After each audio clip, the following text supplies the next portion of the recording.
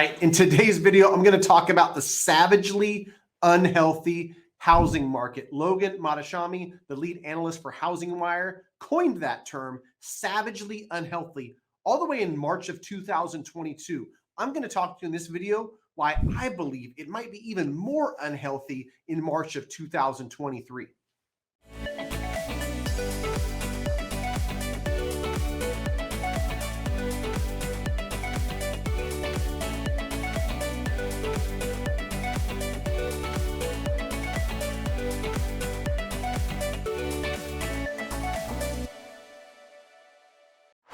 All right, Matt, the mortgage guy, residential mortgage broker, powered by You Mortgage, licensed in 45 states. If you want to connect me and my team, go to greatmortgagebroker.com. We're going to give you some good advice on what to do in an ever-changing housing market. The topic of today's video is the unhealthiness of the housing market, the issue with supply, and what I see going forward. I'm making this video that just got out of a real estate meeting with a room full of real estate agents, lenders, title, and had some great conversations around the biggest issue facing housing today.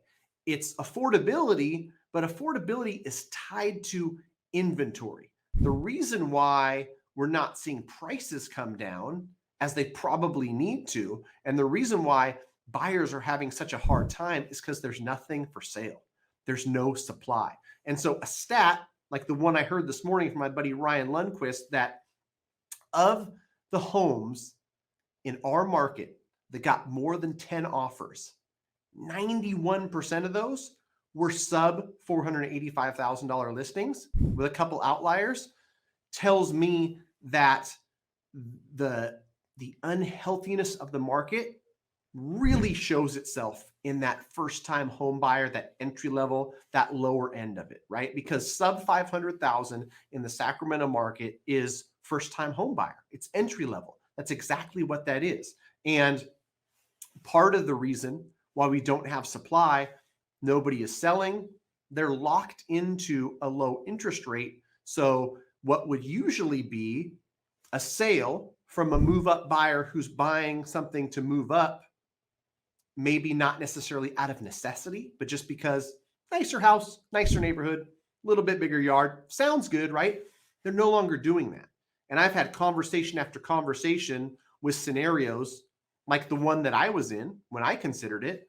Do I want to leave a $2,100 a month mortgage to upgrade to a different school district, to a nicer home, to a nicer neighborhood, but triple my mortgage payment?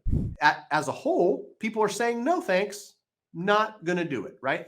I'll upgrade the current house I'm in, or I'll make it work, whatever the case may be, but I'm not going to go buy forward, which generally speaking, some people hold that one as rental, but a lot of people, the buy forward means a sale for the house that they're leaving, and a sale in the entry-level market where inventory is needed the most. We are anemic when it comes to inventory. Less than 1.5 months of inventory in my market, and I would tell you without even looking at the data, it's worse at the entry level, right? You might have 3 or 4 months inventory for luxury, plus $1.5 million or whatever that would be considered in your market.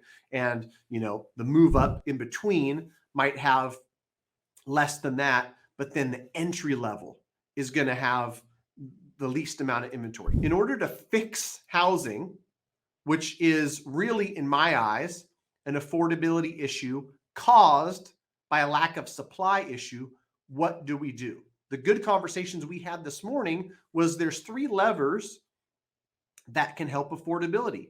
There's mortgage rates, there's home prices, and then there's policy.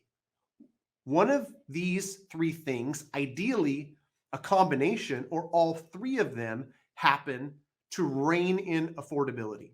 If you're buying something at $500,000 with 3% down, you're a first-time home buyer, $3,500 or $3,600 a month isn't a comfortable payment. It just isn't, right? And so we need to have something of these 3, ideally all 3 of them.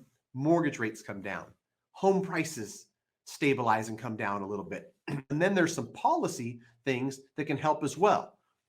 Unfortunately, policies that drive demand, in my opinion, and a lot of other people's opinion, makes the problem worse.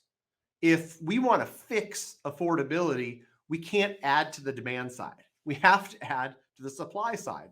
So powers that be, politicians, policymakers, I hope you're listening. Let's figure out how to increase supply. We can't build fast enough. I think we know that.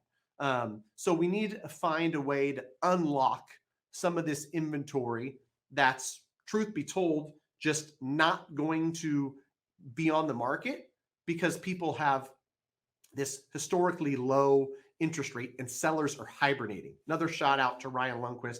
I think that might have been the title of his last blog post over on SacramentoAppraisalblog.com. Sellers are hibernating. They're not selling. How do we incentivize them to sell? Could there be some tax incentive? Interestingly enough, when we had all this supply and no demand back in 2009, if you remember, there was an $8,000 incentive to go buy a house. If you go buy a home, you're going to get an $8,000 subsidy from the government. And that drove demand. Could we do something similar with supply? I'd love to hear your comments down below. Let me know what ideas you have to help increase supply. I know the stat tells me that 2010 through 2019, we didn't build enough, right? So that's another part of the problem. But I think the easiest solve is if we increase supply through policy, that is going to lower prices. I mean, like supply versus demand, simple economics, right? There's more stuff out there. There's more choices. If demand doesn't increase with the increased supply, which it would do with lowered rates. Some people think that lowered rates is going to unlock some of this inventory. People will sell, but it also will kick up the demand side, right? So that's not the best solve, in my opinion. Lower rates will be great over time. I don't want them too low too fast because that kicks up demand and makes it worse. But if we can find a way to bring some inventory to the market, I don't know, do we go to some of these hedge funds that own tens of thousands of homes and tell them we're going to give them a big tax incentive for offloading some of this inventory, doing it in waves so it doesn't necessarily put a big dent in the housing market, but slowly but surely you might see a 5 or 10% price decline as the inventory comes to market, right? And then maybe interest rates come down a little bit.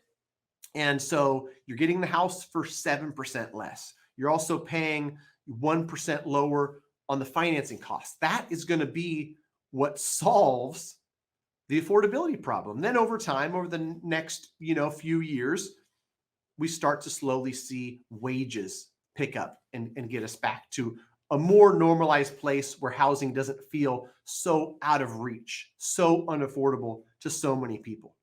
If you're in my seat, I'm having conversations day in and day out where people feel like it's impossible.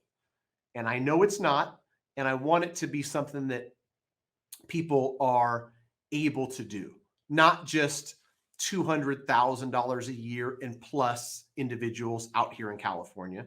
It's not as expensive or as bad in some other places. But, for some markets, it feels really, really hard.